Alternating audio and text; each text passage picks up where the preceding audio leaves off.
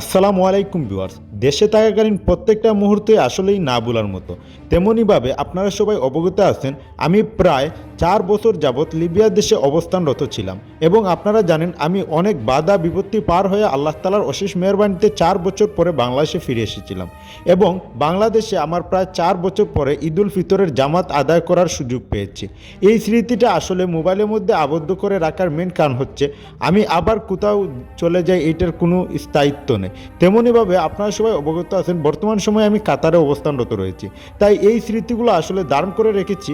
জানি না, হয়তো আমাদের সময়ের সাথে সাথে অনেক স্মৃতিও হারিয়ে যায়, কিন্তু এই মোবাইলের মাধ্যমে কিছু স্মৃতি আপনাদের সামনে তুলে ধরাই ছিল আমার মূল লক্ষ্য। কারণ আমরা যাতে পরবর্তীতে এই স্মৃতিগুলো দেখতে পারি, এটি হচ্ছে মূল লক্ষ্য। শুধু যে এই ভিডিওগুলো দ্বারা যে টাকা ইনকাম, এগুলো হচ্ছে সম্পূর্ণ ভুল ধারণা। কিছু কিছু আবেগ স্মৃতি এইগুলো আসলে গুছিয়ে রাখাও এক ধরনের ভিডিও তৈরি করা।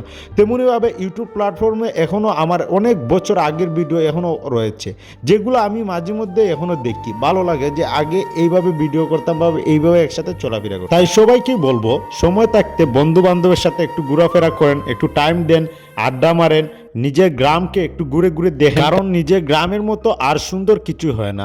সবুজ শ্যামল এগুলো আসলে মনোমুগ্ধ করার মতো। ভিডিওটা ভালো লাগলে বেশি বেশি করে শেয়ার করে দেবেন।